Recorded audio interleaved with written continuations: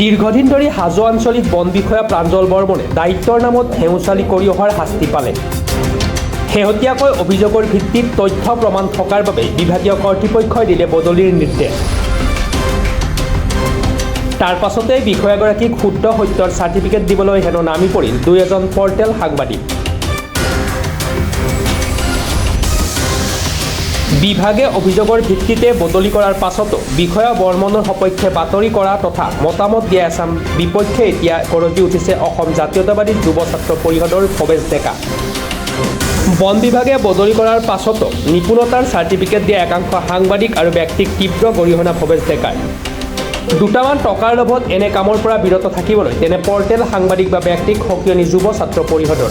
বৰ্মনক উল্লুটত এচাম ভূমাফিয়াৰ পৰা পইচা লৈ থাকোঁতে ৰাইজে হাতে লোতে কৰায়ত্ব কৰি পেলাই তেওঁক মাৰিবলৈ উদ্যত হৈছিল। অকল সিদিনাই নহয়, এই পংকজ বৰ্মন বোলা ব্যক্তিয়ে মাহিলী চিষ্টেমত এই বন মাফিয়াবিলাকৰ পৰা পইচা লৈ পেলাই তেওঁবিলাকে এই বিভাগটো তেওঁবিলাকক এৰি দিছিল। কিন্তু সিদিনাখনে তেওঁ ভাগ্য বেয়া আছিল, সেইকাৰণে তেওঁবিলাকে ধৰাত পৰিলে। কিন্তু আমাৰ কথাটো হ'ল, এই ঘটনাটো ঘটাৰ পিছত ডিপাৰ্টমেণ্টে তেওঁৰ ওপৰত বিচাৰ খোচাৰ কৰি তেওঁক যদি দোষী সাব্যস্ত কৰিলে, তেওঁৰ বিৰুদ্ধে প্ৰমাণ পালে তেওঁক দোষী সাব্যস্ত কৰি বদলীকৰণ কৰিলে, তালৈকে ঠিকেই আছে, তেওঁক ডিপাৰ্টমেণ্টে বদলীকৰণ কৰিছে, আমাৰ ক'বলগীয়া একো নাই। কিন্তু আমাৰ ক'বলগীয়া কথাটো হ'ল, এচাম স্বয়ম্ভূ সাংবাদিক আৰু ধুৰন্ধৰ কিছুমান ব্যক্তিয়ে এই পংকজ বৰ্মন বোলা ব্যক্তিজনক যিজনে মানে বন ধ্বংস কৰি আছে, কিন্তু সেইজন ব্যক্তিক আকৌ মানে হাতত ৰাখিব লাগে বুলি পেলাই তেওঁবিলাকে তেওঁ ক্লিন চিট দিব গৈছে। তেওঁ মানে ভাল ব্যক্তি, তেওঁৰ দিনত মানে কোনো ধৰণৰ বেয়া কাম হোৱা নাই। কিন্তু আমি জনাত পংকজ বৰ্মনৰ দিনত 3টাকৈ মানুহৰ মৃত্যু হৈছে ট্ৰেক্টৰে পুঠিমাৰী নৈত মাটি কাটোতে।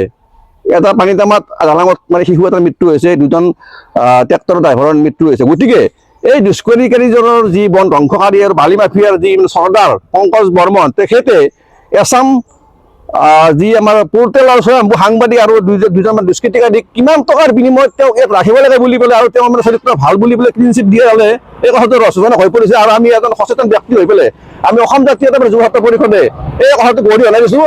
এই ধৰণৰ দুষ্কৃতিকাৰী ব্যক্তিক যিসকলে মানে ক্লিন চিট দিছে, নিউজ প্ৰচাৰ কৰিছে, সেইসকলক আমি ধিক্কাৰ জনাইছোঁ। তেওঁবিলাকে চতুৰ্থ স্তম্ভক তেওঁবিলাকে মানে কলংকিত কৰিছে। গতিকে এনেকুৱা ধৰণৰ দুষ্কৃতিকাৰী বন মাফিয়া ভূ মাফিয়াক পংকজ বৰ্মনে মান্থলি পইচা লয়, চৰকাৰে টেক্সটো নাপায়, চৰকাৰৰ টেক্সটো ক'লৈ যায়? পংকজ বৰ্মন আৰু ইমতাজ আহমেদৰ পকেটত যায়।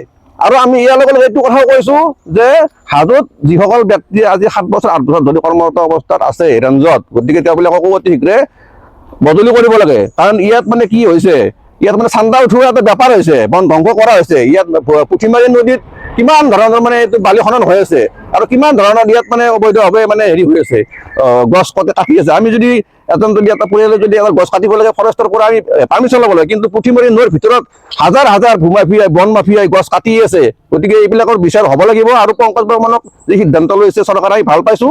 আৰু অতি শীঘ্ৰে যিসকলে পংকজ বৰ্মনক মানে ইয়াত ৰাখিব লাগে বুলি পেলাই নিউজ কৰিছে আৰু মানে মন্তব্য দিছে, তেখেতসকলক আমি ধিক্কাৰ জনাইছোঁ আৰু ভৱিষ্যতে সকীয়াই দিছোঁ। এই ধৰণৰ দুষ্কৃতিকাৰী ব্যক্তিক যাতে মানে ক্লিন চিট নিদিয়ে, তাৰ কাৰণে আমি তেওঁলোকক সকীয়াই দিছোঁ। চাংচাৰীৰ পৰা খৰ্গেশ্বৰ নাথৰ ৰিপৰ্ট, প্ৰাতঃ টাইম ডিজিটেল। শদিয়াৰ পৰা ধুবুৰীলৈ, বৰাকৰ পৰা ব্ৰহ্মপুত্ৰলৈ সকলোৰে মাজত চিনাকি এটা নাম প্ৰাতঃ টাইম।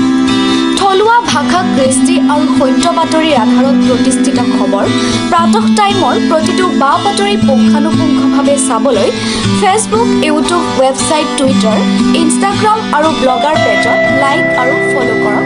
ধন্যবাদ।